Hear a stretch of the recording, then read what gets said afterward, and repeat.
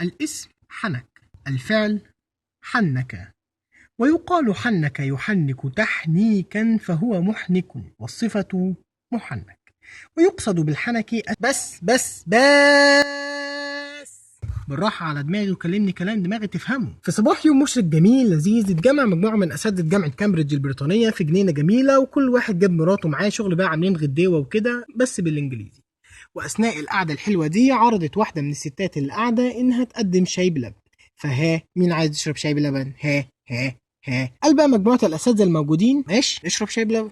ردت الست بسؤال غريب جدا وقالت أحط الشاي على اللبن ولا اللبن على الشاي؟ قام واحد منهم رد عليها طب وهي تفرق؟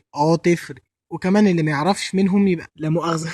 هنا بقى الأستاذ البريطاني رونالد فيشر وهرمونات الحناكة مع نظريات الإحصاء بتاعته زادت جواه، وقال خلاص أمين إحنا هنعمل تجربة ونشوف كلام الست دي صح ولا غلط.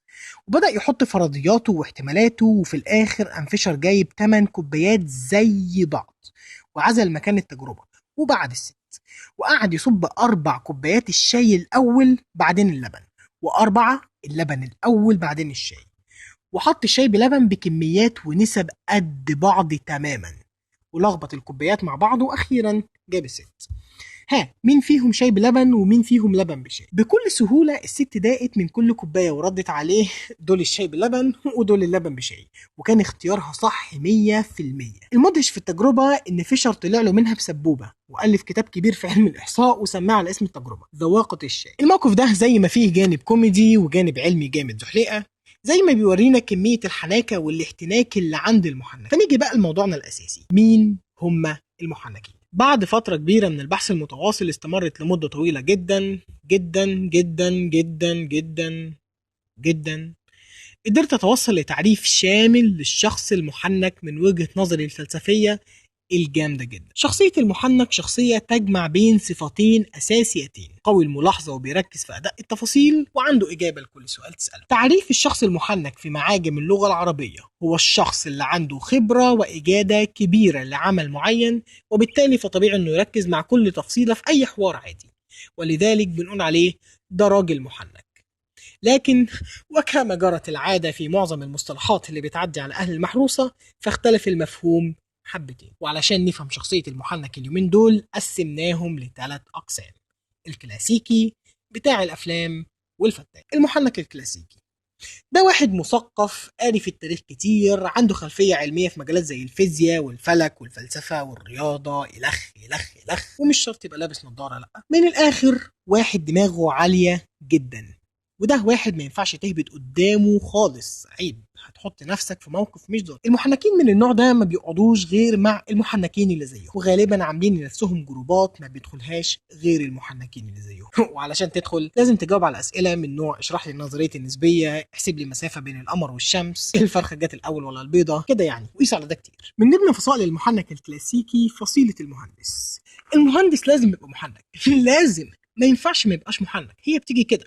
يكاد يكون شرط دخوله كلية هندسة إن هو يبقى محنك، ولو ما كانش محنك بيعلموه التحنيك جوه. المحنك الكلاسيكي راجل بيحب القهوة، في الغالب متعاقد مع واحد قهوجي أو هو اللي بيعمل قهوة، حياته كلها قهوة، ولازم تبقى سادة غامق أو وسط على الريحة.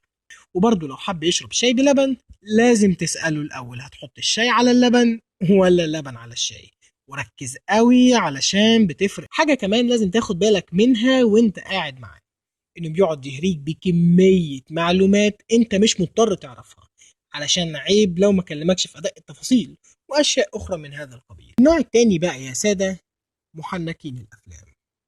دول ناس عايشين حياتهم بيتفرجوا على الافلام بس علشان يطلعوا الغلطات ويشرحوا الحتت المحنكة في الفيلم بوجهة نظر فلسفية فلس ايا كان، بيحفظ فيلم معين ويعيش حياته عليه، ودول ناس مضطرين نركنهم على جنب علشان فيري توكسيك. النوع التالت بقى ممكن تلاقي منه عينه في صحابك، عيلتك، جيرانك، الناس اللي معاك على القهوه، الراجل اللي قاعد جنبك في العربيه او سواق العربيه نفسه، اصحاب الحناكه والاحتناك. المحنك الفتاك ده الوش التاني من المحنكين، الجانب المظلم او الضحكاوي. دايما المحنك الفتاي بيحاول يبقى محنك، فراح اشترى كتابين كيف تكون محنك وركنهم على الرف وبدا ينشر احتناكه للدنيا من مجله ميكي ماوس. ده باختصار واحد عنده اجابه لكل حاجه حرفيا، واستاذ في الهبد والهري، وبيعرف يعمل كل حاجة وأي حاجة. ما بيحبش القهوة بس بيشربها علشان يبان محنك ولما بيبقى لوحده بيشرب سهلا. مهما عملت هيحاول يبين لك قد ايه انت جاهل ومش في مستوى الثقافة بتاعته، بس انت لو محنك هتبقى واقف بتضحك من جواك، وفي الغالب هتلاقيه بيختم كلامه بلو مش مصدق يبقى اسأل.